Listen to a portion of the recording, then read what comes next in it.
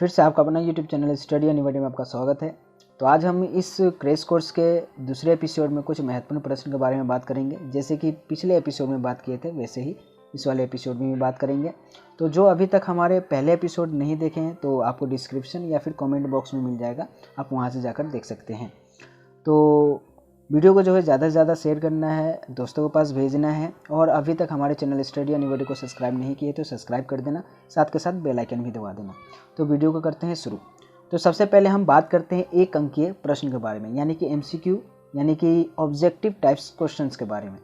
तो एक अंक में पहला प्रश्न है, बनावली किस राज्य में स्थित है। ये कई बार मैप में भी भरने को आ जाता है, तो ये ध्यान देना है। बनावली किस राज्य में स्थित है, कमेंट करके भी बता सकते हो आप, अगर यदि आपको पता है तो बनावली जो है वो हरियाणा में स्थित है। कहाँ है? हरियाणा में। दूसरा प्रश्न है, इंडिका के लेखक कौन थे। इंडिका के लेखक जो है कौन है, ये इंडिका के लेखक जो है कौन है, फटाफट बताओ। मैक्सथनीज है, ठीक है। तीसरा जो है, लोथल किस नदी के किनारे स्थित है। लोथल जो है कौन से नदी के किनारे स्थित है, कौन से, फटाफट कमेंट करो। भोगवा नदी के किनारे स्थित है, ठीक है। अगला प्रश्न है, सिंधु घाटी के निवासी को किस धातु का ज्ञान नहीं था। ये आशा करता हूँ ये सभी को पता होगा। तो सिंधु घाटी निवासी को कौन से धातु का ज्ञान नहीं था, लोहे का, ठीक है। तो लोहे का, यानी कि C इसका राइट आंसर हो जाएगा। पांचवा प्रश्न है, लास्ट है, हड़प्पा सभ्यता के किस युग की सभ्यता कहा जाता है। कौन से युग की सभ्यता माना जाता है हड़प्पा सभ्यता को? कांस्य युग की सभ्यता, युग को जो है हड़प्पा सभ्यता की युग माना जाता है, जो भी है, ठीक है। अब बात कर लेते हैं 2 अंकीय वाले प्रश्न के बारे में, जो कि सब्जेक्टिव टाइप्स क्वेश्चंस होते हैं, ठीक है। तो कुछ इस तरह से प्रश्न पूछे जाते हैं कि पहला प्रश्न है, हड़प्पा सभ्यता में शिल्प उत्पादन में किन किन वस्तुओं का आवश्यकता थी और शिल्प उत्पादन की क्या नीतियाँ थी, उसके बारे में बताना है। यानी कि पहले पूछा है, हड़प्पा सभ्यता में शिल्प उत्पादन की किन किन वस्तु की आवश्यकता थी, ठीक है। और दूसरा प्रश्न पूछा है, उनकी क्या नीतियाँ थी, ठीक है। तो पहले हम बात करेंगे हड़प्पा सभ्यता की किन किन वस्तु की उपलब्ध आवश्यकता थी वो। तो जैसे कि आपको जिस प्रकार जैसे मैं बता रहा हूँ वैसे आपको पेपर में भी अटेम्प्ट करना है। तो पहले पत्थर, जैसे कि पत्थर में हो गया आपका कार्निया, जेप्सर, स्फटिक, क्वार्ट्ज और सेलखड़ी धातु। जैसे सेलखड़ी धातु में जैसे कि तांबा हो गया, कांस्य होगा, सोना हो गया, शंख हो गया, फयास हो गया। और रेतीली जैसे मिट्टी और पक्की मिट्टी हो गई। कुछ इस प्रकार के पत्थर उपलब्ध होता था। उन इस तरह के मिट्टी को या फिर पत्थर का आवश्यकता पड़ती थी, ठीक है। उनकी क्या नीतियाँ थी वो बताना है। तो नीतियाँ क्या थी, कच्चे माल को जो भी प्राप्त होता था वो स्थल के समीप औद्योगिक बस्ती का निर्माण होता था। जैसे कि उदाहरण के तौर पे आप कह सकते हो, जैसे कि नागेश्वर में बालाकोट दूसरे जगह से अभियान भेजकर आयात किया जाता था, ठीक है। उदाहरण के तौर पे जो है खेतहरी राजस्थान में तांबा तथा दक्षिण भारत में जो है सोना का आयात निर्यात किया जाता था। कुछ इस तरह से आप उदाहरण दे सकते हैं, ठीक है। अब बढ़ते हैं अगले प्रश्न की ओर। अगला जो प्रश्न है वो बहुत ही महत्वपूर्ण है, कई बार पूछा गया है पेपर में। मार्शल एवं व्हीलर की उत्खनन तकनीकी में क्या अंतर था। मार्शल जो थे पुरातत्व और व्हीलर में क्या अंतर था वो बताना है। मार्शल जो थे पुरास्थलीय के लेवल पे जो है विन्यास की पूरी तरह से अनदेखी कर पूरे टीले को जो है क्षैतिज से उत्खनन करवाते थे ये। और इस प्रणाली का दोष था कि अलग अलग लेवल यानी कि स्तर के प्राप्त वस्तु को सामूहिक रूप से वर्गीकृत किया जाता था, यानी कि संदर्भ के विषय में बहुमूल्य जानकारी नहीं मिलता था। मार्शल का ये था, ठीक है। और व्हीलर का क्या था, ये स्तरीय विन्यासी कराते थे और उसके अनुसार खुदाई करवाता था, ठीक है। ये आप कुछ अंतर बता सकते हैं। तीसरा प्रश्न है, महापाषाण क्या था। महापाषाण से आप क्या समझते हैं, ये कुछ इस तरह से पूछ लेते हैं, एक अंक में, 2 अंक में भी पूछ लेते हैं, ठीक है।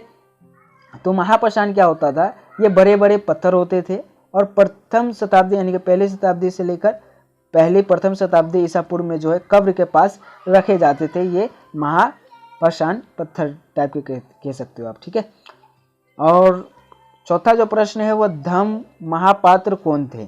धम्म महापात्र क्या होता था, ये एक विशिष्ट अधिकारी होते थे। कौन होते थे? विशिष्ट अधिकारी होते थे, जो कि अशोक जो था ना उसके द्वारा नियुक्त किया जाता था ये धम्म महापात्र को।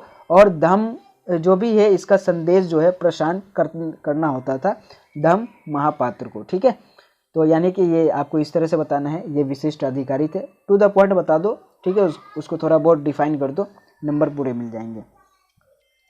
लास्ट प्रश्न है 5वां, कुषाण कौन थे? कुषाण कौन थे? प्राचीन भारतीय महत्वपूर्ण राजवंश थे ये कुषाण। ठीक है, और प्रथम सबसे पहले जो है इन्होंने ही सोने के सिक्के जारी किया था, कुषाण वर्ग ही। ठीक है, कई बार प्रश्न पूछ लेते हैं एक अंक में कि प्रथम जो है सोने का सिक्का किसने जारी किया था, तो कुषाण वर्ग थे। ठीक है, और ये जो थे कुषाण जो थे वो प्राचीन भारतीय महत्वपूर्ण राजवंश थे, ये राजवंश। ठीक है, तो इस तरह से आपको डिफाइन करना है। अब बात कर लेते हैं 3 या फिर 4 अंक वाले प्रश्न के बारे में। 3 और 4 अंक वाले प्रश्न में कुछ किस प्रकार से प्रश्न पूछे जाते हैं उसके बारे में। तो पहला जो प्रश्न है वो है महाजनपद के विशिष्ट लक्षणों का वर्ण करें। महाजनपद के विशिष्ट लक्षणों का वर्ण करना है। तो महाजनपद के विशिष्ट लक्षण क्या थे? आप कैसे कह सकते हो कि महाजनपद थे? पहला जो है लक्षण ये है कि राजा का शासन, किलेबंदी जो होते थे, किलेबंदी की राजधानी, स्थानीय सेना, कर वसूलना और धर्म सूत्र के अनुसार शासन करना। तो इस तरह से जो है कुछ इस प्रकार से टू द पॉइंट बता देना, तो थोड़ा बहुत डिफाइन कर देना। ये जो है ये महाजनपद के विशिष्ट लक्षण हैं। ठीक है, आप इसको अच्छी तरह से डिफाइन कर देना, पेपर में आपको पूरे अंक मिल जाएंगे। मेन है आपको पॉइंट लिखना। ठीक है, जो मेन पॉइंट है। दूसरा प्रश्न है अशोक का धर्म प्रासंगिक है। ये बहुत ही महत्वपूर्ण है, इसको आपको ध्यान से समझना है। अशोक का धर्म प्रासंगिक है कैसे, ये बताना है। अशोक का धर्म जो है प्रासंगिक है, पहला जो पॉइंट हो जाएगा वो हो जाएगा बड़ों का आदर। क्या? बड़ों का आदर। दूसरा पॉइंट हो जाएगा धार्मिक सहिष्णुता। दूसरा हो जाएगा ब्राह्मण के प्रति सहानुभूति की नीति। ठीक है, ये तीसरा पॉइंट हो जाएगा। चौथा जो हो जाएगा वो हो जाएगा अहिंसा का संदेश। ठीक है, इस तरह से आप बता सकते हो। अब बढ़ते हैं अगले प्रश्न की ओर। अगला जो प्रश्न है वो विजयनगर, तीसरा प्रश्न है विजयनगर की जल आवश्यकता को किस प्रकार पूरा किया जाता था? ये कई बार पूछा गया है 4 अंक में। ठीक है, इसको आपको ध्यान से समझे। विजयनगर की जल को जो है किस प्रकार से आवश्यकता उसकी पूरी किया जाता था वो बताए। जो भी विजयनगर के साम्राज्य के जो लोग थे उन लोगों को जल की आवश्यकता कहाँ से पूरा किया जाता था वो बताना है। पहला पॉइंट आप ये लिखोगे कि जल आवश्यकता तुंगभद्रा नदी था उसके द्वारा प्राकृतिक कुंड से प्राप्त होता था उन लोगों को। ठीक है, दूसरा पॉइंट अन्य जल हौज का निर्माण भी किया गया था, इसके द्वारा उनको मिल जाता था पानी। तीसरा पॉइंट कमलपुरम जलाशय इसीलिए बनाया गया था, पानी के लिए ही बनाया गया था। चौथा हो जाएगा हिरिया जो नहर थी इसीलिए बनाई गई थी। आप इस तरह से यानी कि पहला तुंगभद्रा नदी के बारे में बता दो, दूसरा हौज के बारे में बता दो जो जल हौज बनाया गया था, तीसरा बता दो कमलपुरम के बारे में जलाशय के बारे में बता दो, चौथा बता दो हिरिया नदी के बारे में। ठीक है, इसको अच्छे से डिफाइन कर दो, पूरे अंक मिल जाएंगे। अब बढ़ते हैं 5 या फिर 5 से अधिक अंक में जो प्रश्न पूछे जाते हैं उसके बारे में। तो ये जो है कई बार 8 अंक के भी पूछ लेते हैं, 6 अंक में भी आ जाता है, 5 अंक में भी आ जाता है। तो इसको आपको अच्छे से समझना है। पहला प्रश्न है अभिलेख इतिहास के पुनर्रचना में सहायक कैसे है? अभिलेख इतिहास के पुनर्रचना में सहायक कैसे है ये बताना है।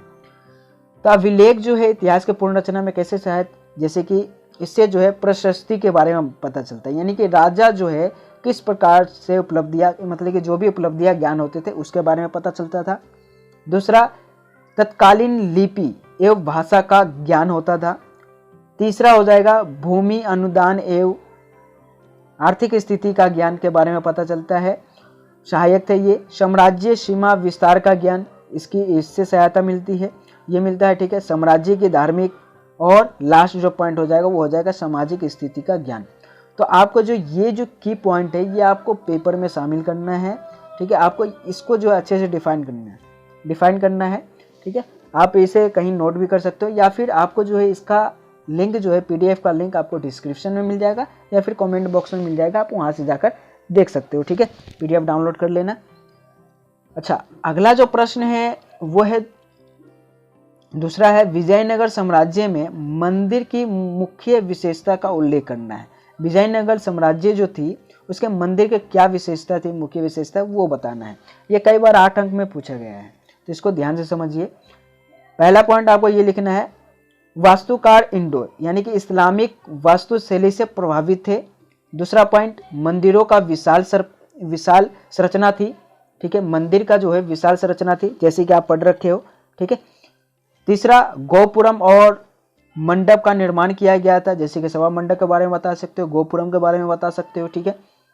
चौथा हो जाएगा, मंदिरों में जो है राजाओं और शक्ति और संसाधन के प्रतीक थे। ये मंदिर जो थी वो राजाओं की शक्ति और संसाधन का प्रतीक था, इससे पता चलता था हमें। और गर्भगृह के ऊपर जो है कई मंजिल का निर्माण, जिन्हें विमान कहा जाता था, ये था विशेषताएं, मुख्य विशेषताएं। और जो है द्रविड़ शैली जैसे होते थे, इससे जो है विशिष्टता थी, यानी कि द्रविड़ शैली होते हुए भी इसकी अपनी एक अलग विशेषता थी। ठीक है। और लास्ट जो पॉइंट हो जाएगा वो हो जाएगा मंदिर में कल्याण मंडप, जिसका जो है उपयोग नृत्य, संगीत, नाटक एवं देवीय विवाह के रूप में आयोजित किया जाता था। आप इस तरह से आपको पॉइंट टू पॉइंट बता देना है। आप इसको थोड़ा सा डिफाइन करना है। ये केवल जो है मैं केवल टू द पॉइंट बता दिया हूँ, जो भी मेन जो की पॉइंट होता है वो मैंने बताया है। और इसको जो आपको अच्छी तरह से डिफाइन करके बताना होता है। ठीक है। जो भी एनसीईआरटी से जो भी मेरे को मिला है वो मैं इस वीडियो में कवर कर दिया हूँ। ठीक है। और इसी तरह से कंटिन्यू एपिसोड आएगा, आप उसको जो है ज़रूर देखें और अपने दोस्तों के पास भी शेयर करें। अगर वीडियो अच्छा लगा हो तो वीडियो को लाइक कर दे और दोस्तों के पास या फिर ग्रुप में शेयर कर दे। वीडियो को देखने के लिए बहुत बहुत धन्यवाद। Thank you so much.